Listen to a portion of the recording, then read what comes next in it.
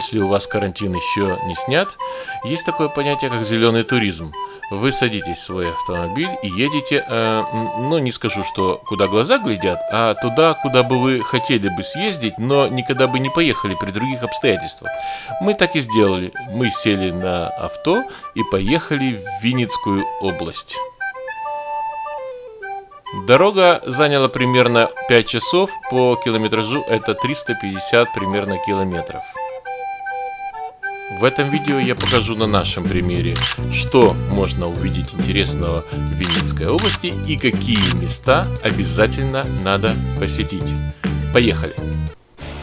Отправной точкой для нашего зеленого путешествия мы выбрали маленькое село Печера на берегу Южного Буга. Это прекрасная река, прекрасное место. Смотрите, вот эти камни, они создают такие небольшие водопады. И вода с шумом проносится мимо вас. Кажется, что это какая-то мощная горная река. На самом деле вода очень спокойная. Вот, все создается вот этими камнями, большими малыми валунами. Но это место не просто само по себе безумно красивое, оно еще и историческое. На берегу Южного Буга, буквально вот возле нашей базы, расположилась усадьба графа Потоцкого, заложенная еще в 17 веке, но об этом потом. Давайте вначале насладимся просто красотами местных видов.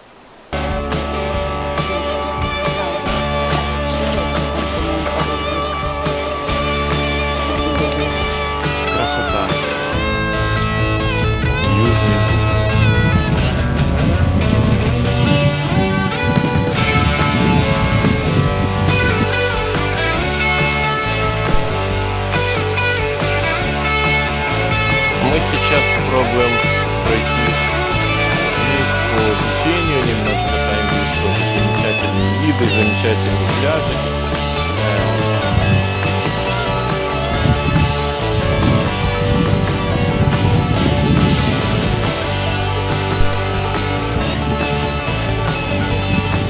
Кажется, что она висит на таком честном слове.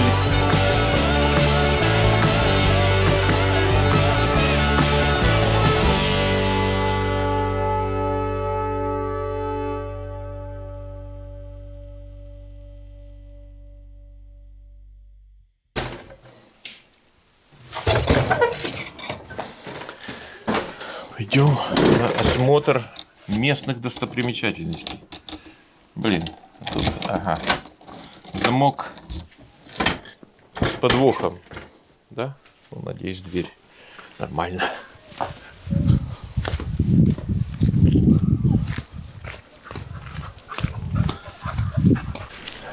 Село Печоры спит. Ни одной машины. Мы когда тоже сюда ехали, ни одной фактически машины по трассе не было. Там от Немирова до Немирова еще трафик приличный с Винницы. О, не, кто-то едет. Какой-то местный житель еще едет. В начале 19 века наследники подольского воеводы и хозяина соседнего Шпикова Леонарда Свейковского построили в Печоре свою резиденцию. Дворец по замыслу нового владельца Яна Свейковского полностью копировал дворец Станислава Потоцкого в Тульчине, являясь лишь вдвое меньше него. Дворец стоял на высоком правом берегу, откуда открывается великолепная панорама каньона Южного Буга.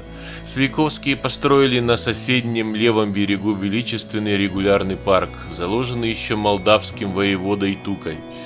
До наших дней сохранилось его первоначальное планирование. Он имел прямоугольную форму и был расположен параллельно реке. К сожалению, здание не сохранилось, оно было разрушено в 1920 году. Остались только очертания и территория самого парка. Это центральный вход в усадьбу Потоцких. Через эти ворота, собственно, сам въезжал граф.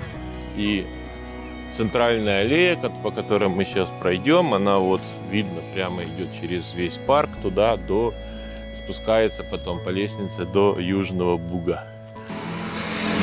Так скажем, на фундаменте разрушенного здания усадьбы Потоцких, но об этом чуть позже. Посмотрим, увидим, там сейчас построена уже в наше время, в советское время, построена больница. Проходим. Ну, это тоже, я так думаю, одно из... Либо проход был раньше, в те века, либо тоже сидела охрана, которая пускала вот внутрь на территорию. Остатки огромных лип толщиной. Сейчас подойдем поближе, посмотрим, сколько там у них толщина. Тут вообще, наверное, метр добрый, если не больше. Все срубили. Не, ну говорят, что несколько лип осталось.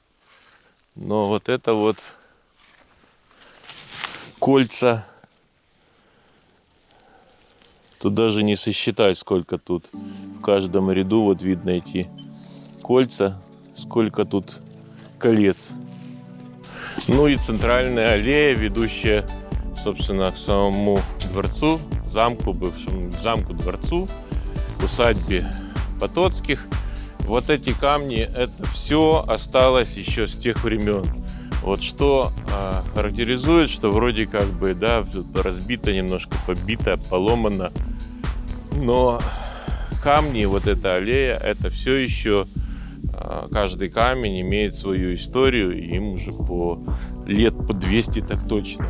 На протяжении, вот здесь вот вдоль этой аллеи при Потоцких были высажены молоденькие липы, вот, которым сейчас уже, естественно, вот где-то будет лет 200-250. В основном они, конечно, все уже во время войны. Здесь был лагерь, здесь шли жестокие бои во время захвата территории Украины немцами. И, конечно, деревья и, как и все остальное, все очень сильно пострадало. Вот. Пойдемте попробуем посмотреть, если что-то сохранилось, какие-то деревья старые еще остались. Абсолютно никого нет. Ни живого человека. Я вот сколько читал про это место, но так и не понимаю, кто за ним следит и следят ли. Ну, видно, что как бы что-то следят. Понятно, что там траву или там не убирают, но как бы должно быть все достаточно приличном таком виде. Вот, и это очень приятно радует. Ну, вот это одно из тех деревьев, которое пережило всех и, надеюсь, переживет и нас. Эта зараза только там он бутылки зачем-то прицепила. Может быть, они типа отпугивают, когда ветер звенят, отпугивают этих птиц.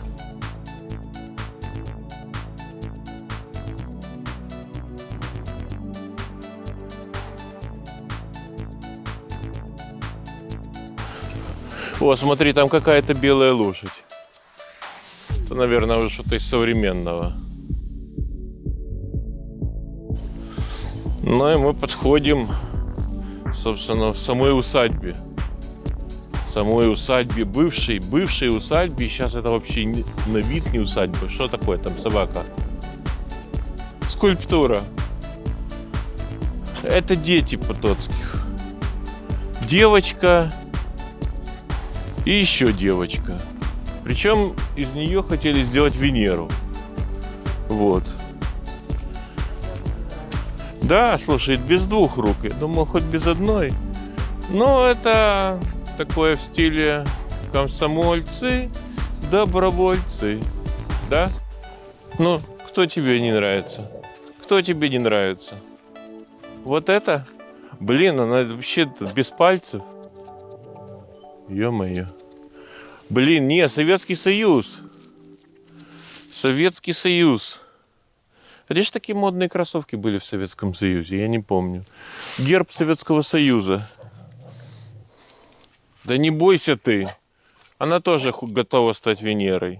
Наверное, при следующей власти с ней сделают уже Венеру. Без пальцев. Да, вот так вот ты смотришь, как будто ощущение какой-то парк Горького а-ля 30-е годы. Вот. Такая красивая дорожка, покрашенная. Вот. И сейчас вот тут пройдут маршем пионеры. И так приветствуем Потоцких. Славься. И как там? В метрах 200 от центрального входа в усадьбу Потоцких находится мавзолей или усыпальница Потоцких. Это здание было построено в 1904 году знаменитым архитектором Городецким, который построил его бескорыстно, поскольку очень уважал род Потоцких. Говорят, что в семейном склепе Потоцких ничего не осталось, мощи были перевезены на родину в Польше. Не обошлось там, кстати, и без тайн. На одной из могильных плит нет имени. Остается лишь догадываться, кто там был захоронен. Давайте сходим и посмотрим вокруг мавзолея и заглянем в саму усыпальницу. Кстати, в 20-х годах в здании вот этой усыпальницы был организован красноармейцами, был организован кинотеатр.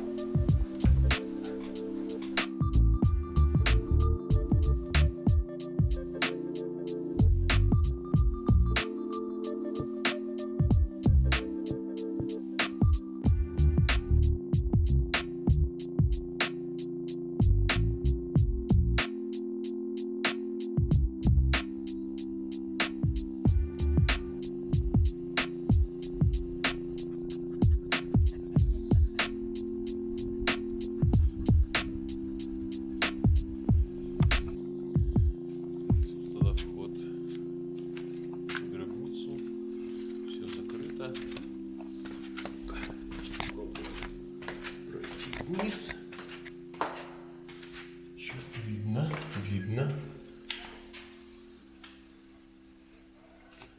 Вот. Константин Потоцкий родился 17 мая 815 года и умер в 1857 году. Вячеслав Потоцкий. Ой, попробую вниз опустить. Вот, ну, таблички есть, но то, что за ними что-то или есть, ну, скорее всего, что там уже ничего нету.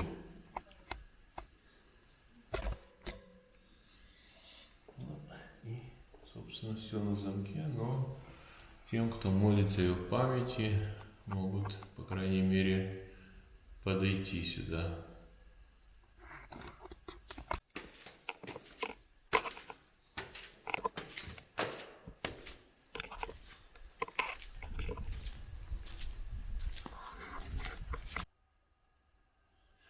Эта табличка на углу этого мавзолея планувалась Владислав Городецкий. Тот архитектор, который это сделал в 1904 году.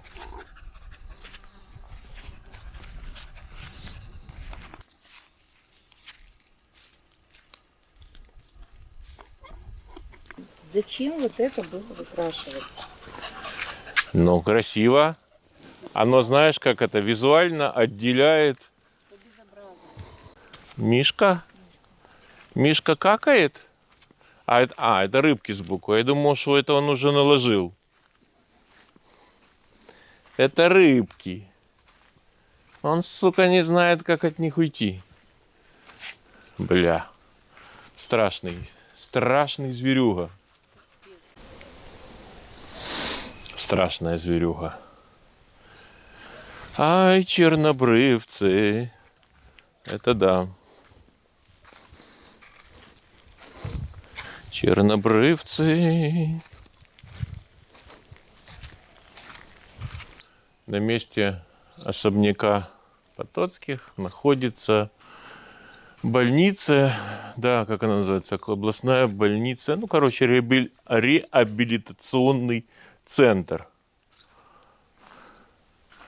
Львы современные. И вот когда пришли большевики в 17 году, вот 17-20 год, разрушено было все, кроме вот этой вот части.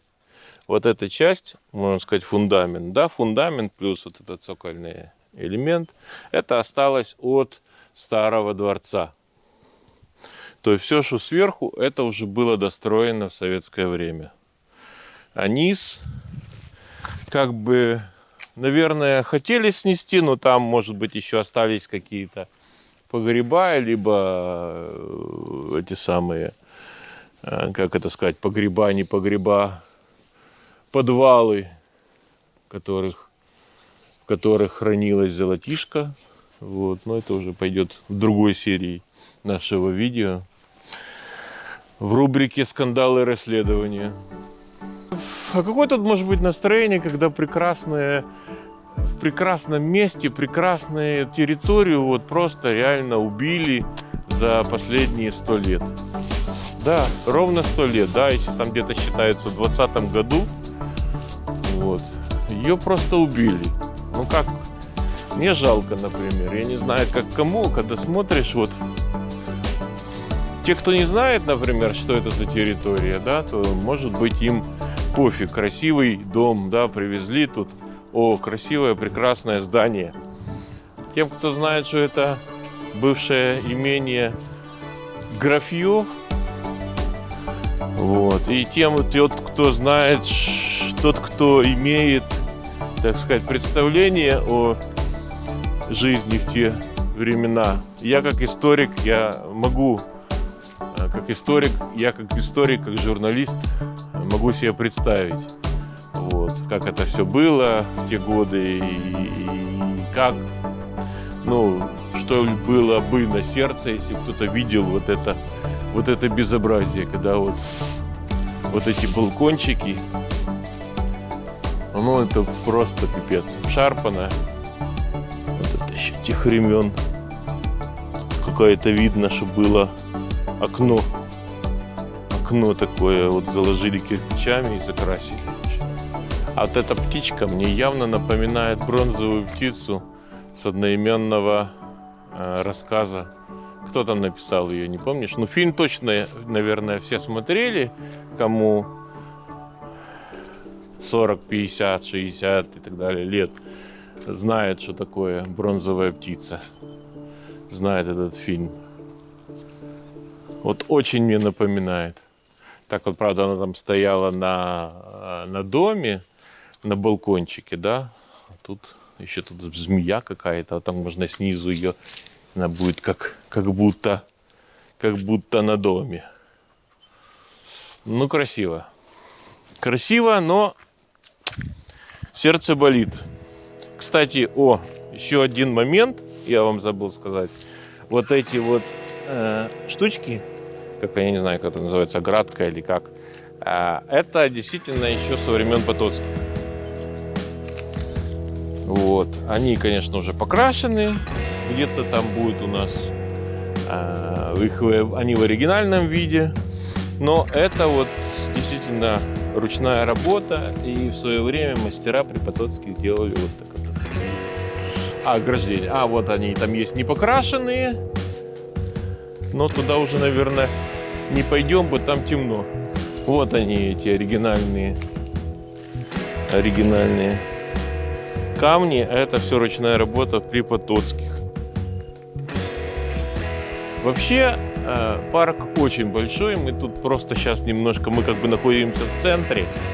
И не будем углубляться, потому что, во-первых, уже темнеет и снимать темно. Вот. Поэтому мы просто сейчас пройдемся, я так думаю, мы сейчас спустимся или уже не будем спускаться по лестнице. Но там все равно ближе пройти, чем вот этого вокруг. Так что мы просто пройдемся туда по лестнице. Лестница, которая насчитывает 160 ступеней и ведет к самому Южному Бугу. Раньше там были купальни графа Потоцкого и был мост на тот берег. Но, к сожалению, ни купалин, ни моста уже нет.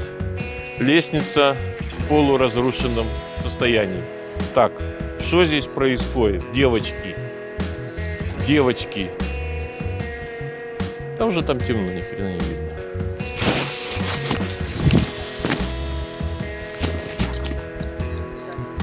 Ты не меня снимай. Это здесь было такое, тоже еще остаток, памятник архитектуры тех лет, тех веков. Площадка была.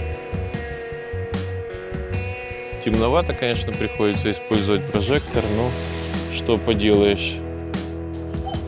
И впереди вот начинается, сейчас я пытаюсь посветить немножко прожектором, начинается, собственно, вот эта лестница до самого Южного Буга, туда вниз, к бывшим купальням, которых уже, конечно, нет. Не знаю, насколько нам получится тут что-то подсветить, но это все аутентичные строения. Все. И лавочка, на которой еще мог сидеть сам граф Потоцкий. Вот так вот примерно граф Потоцкий мог сидеть, или его потомки, с телефончиком на прохладной такой гранитной плите. Тут не плита, тут даже, тут целая конструкция. Мне кажется, что она была монолитная, отлитая, все вместе или выдолбленная из камня. Но очень, кстати, хорошо. Вот как раз для моего роста такое большое сиденье. Но это осталось все. Это все осталось вот как есть. Может быть, тут еще были какие-то хреновины торчали, я не знаю, но, по крайней мере, это все не было разрушено большевиками, не было взорвано при немцах. Вот. Пошли дальше. Да? Но еще одна лавочка. И, кстати, он какой-то тоже интересно. Пирогов. Некто Н.И. Пирогов здесь был в 81 году. Будущее принадлежит медицине. Предупредительное кто-то дописал. Что такое предупредительная медицина?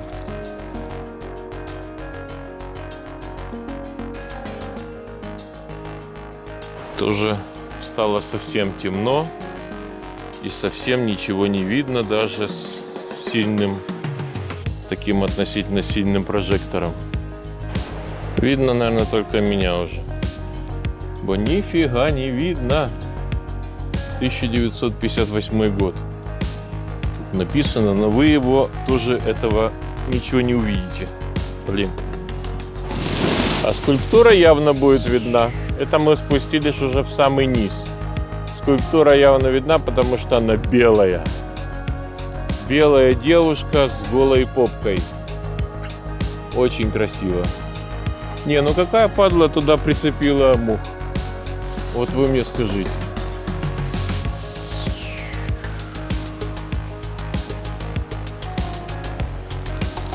Я что-то днем даже не разглядел, куда ходили. Кто-то прицепил мух. Извращенцы. Ну и мы спустились к Бугу. Спустились к самой реке.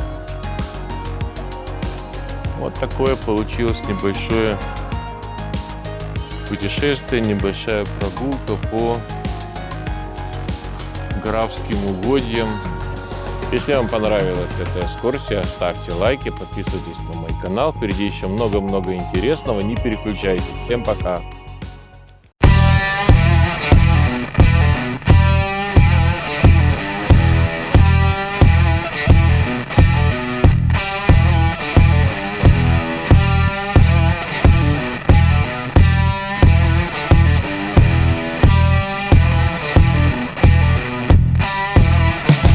Музыкальные, звуковые, лазерные, как угодно их назвать, фонтаны.